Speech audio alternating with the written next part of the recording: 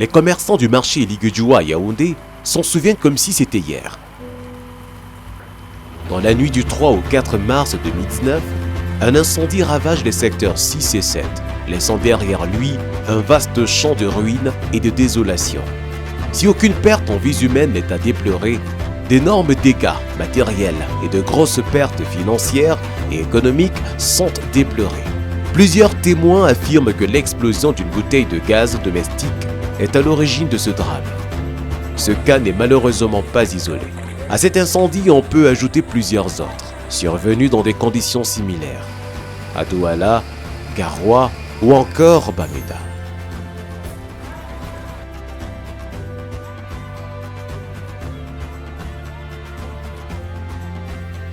Communément appelés gaz domestiques, les gaz de pétrole liquéfié sont le propane et le butane à l'état liquide.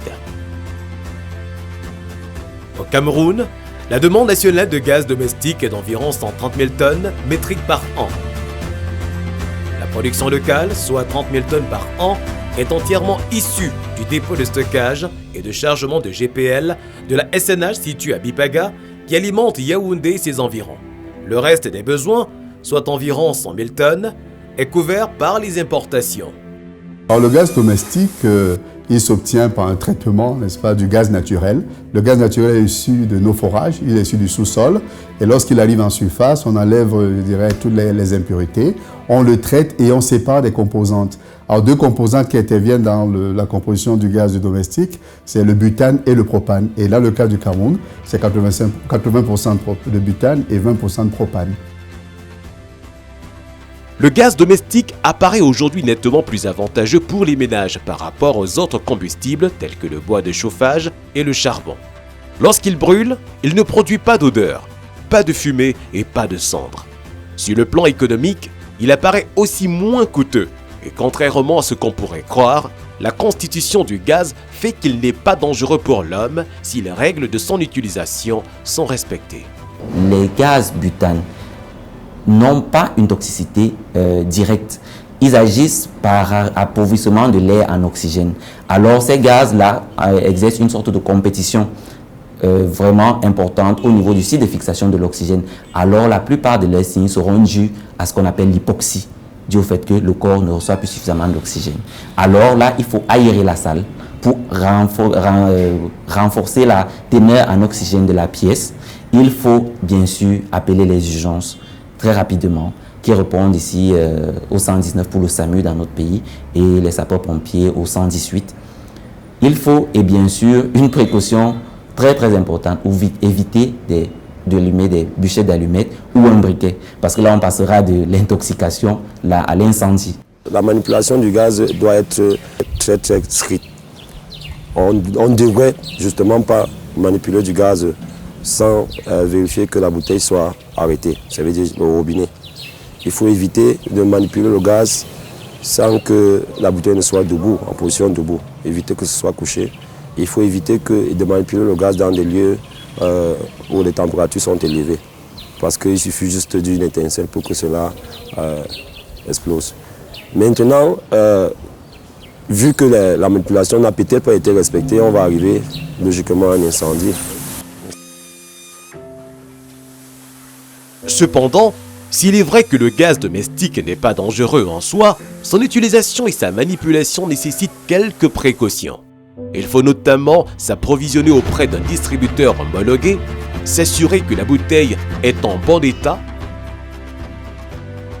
vérifier son branchement ou encore savoir stocker sa bouteille de rechange. Une bonne bouteille, il faut commencer d'abord par là, c'est une bouteille qui est conforme à la norme des bouteilles de gaz camerounaises. C'est-à-dire, à première vue, la bouteille doit avoir un aspect régulier, avec une assise solide.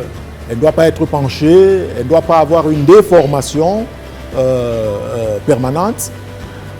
Sur la carte de la bouteille, elle doit avoir une carte d'identité sur laquelle on doit avoir le nom du fabricant de la bouteille, l'année de fabrication, la pression de service, le type de gaz qui se trouve dans la bouteille, la pression de service de la bouteille, la taille qui est le poids de la bouteille vide.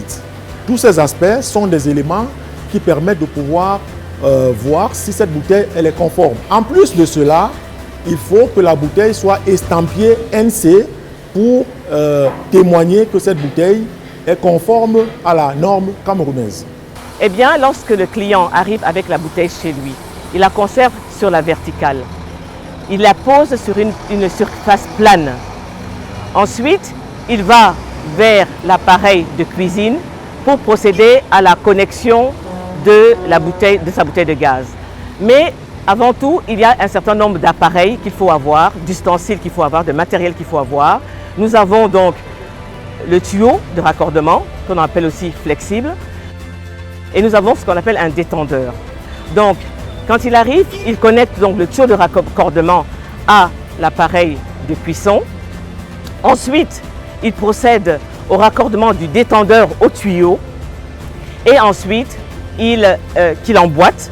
Et enfin, il prend sa bouteille pour raccorder au détendeur. Bien entendu, en vissant chaque fois dans le sens inverse de l'aiguille d'une montre. Lorsqu'on a 2 bouteilles, ou 3 par exemple, il faut toujours les garder sur la verticale également à l'intérieur. Donc, ça vaut pour le gaz butane. Lorsque vous avez donc ces bouteilles entreposées à l'intérieur, bien entendu, il ne faudrait pas que ce soit sur un passage encombré, que le passage vers les bouteilles soit accessible pour éviter donc une chute accidentelle. D'autre part, lorsque vous avez donc ces bouteilles entreposées et que malheureusement vous sentez une odeur, une fuite de gaz, à ce moment-là, il faut prendre un certain nombre de précautions. Aérer la pièce, bien aérer la pièce pour être sûr que le gaz va s'échapper. Ne pas allumer ni de lampe, ni utiliser un téléphone à proximité. Ça, c'est formellement interdit. La mauvaise manipulation ou la mauvaise utilisation du gaz domestique peut exposer à des risques. Un mauvais branchement peut entraîner des fuites et endommager la bouteille. Une mauvaise manipulation de celle-ci peut occasionner une explosion, tout comme le stockage de la bouteille dans des conditions de température élevée. Inhalé dans des espaces confinés et à haute dose, le gaz domestique peut avoir un effet légèrement anesthésiant ou asphyxiant. En situation d'intoxication par des produits, des substances toxiques, notamment le gaz butane, il est important déjà sur le plan général dans la pièce qui a été contaminée d'essayer d'arrêter l'arrivée de gaz. Oui, secondairement, il est important d'ouvrir, aérer la pièce. Il faut ouvrir parce qu'il faut oxygéner la pièce. Le gaz butane, qui est un gaz qui est dans le gaz domestique, a cette petite particularité-là qu'il est pourvu d'une odeur. Cette odeur-là a aussi un but justement. L'un de ses buts, c'est d'éviter les cas d'intoxication sévère. Parce que là, une personne qui entre dans une pièce où il y a d'échappement de gaz butane, il ressentira cette odeur-là et essaiera d'aller soit arrêter l'arrivée de gaz, soit sortira de la pièce jusqu'à ce que la sortie de gaz soit maîtrisée. Quand on a un détachement d'incendie de bouteilles de gaz, première chose, il faut réussir à fermer le robinet. Déjà avoir son sang-froid et se rapprocher de la bouteille avant le risque d'explosion. Fermer le robinet avec soit un torchon, couper la source entre le robinet et l'air. Parce qu'il faut noter que le feu, c'est du combustible, du matériel, soit du bois, soit du papier, du carburant et de l'énergie d'activation. Lorsqu'on arrive à l'incendie, il y a les sapeurs-pompiers qui sont formés pour cela. Donc la récurrente ou la victime appellera le 118, donnera des informations claires, précises et rapides pour nous permettre d'arriver le plus tôt possible. Pour récapituler, notons qu'il faut commencer par s'approvisionner auprès d'un distributeur agréé. S'assurer que la bouteille est conforme, elle doit avoir un aspect régulier et une assise solide et avoir sa carte d'identité comprenant le nom du fabricant, l'année de fabrication, la pression de service, le type de gaz qu'elle contient, la tare et la mention NC, norme camerounaise. Une fois à la maison, la bouteille doit toujours être conservée sur la verticale, sur une surface plane. Il faut connecter le tuyau à la cuisine et l'autre bout au détendeur, puis le détendeur à la bouteille de gaz en vissant à chaque fois dans le sens contraire des aiguilles d'une montre. Lorsqu'on a plusieurs bouteilles, les bouteilles de rechange doivent être conservées, elles aussi, sur la verticale, dans un espace aéré à basse température et facile d'accès. En cas de fuite de gaz, fermez l'arrivée de gaz. Aérez la pièce, ne pas utiliser des allumettes, une lampe ou un téléphone portable.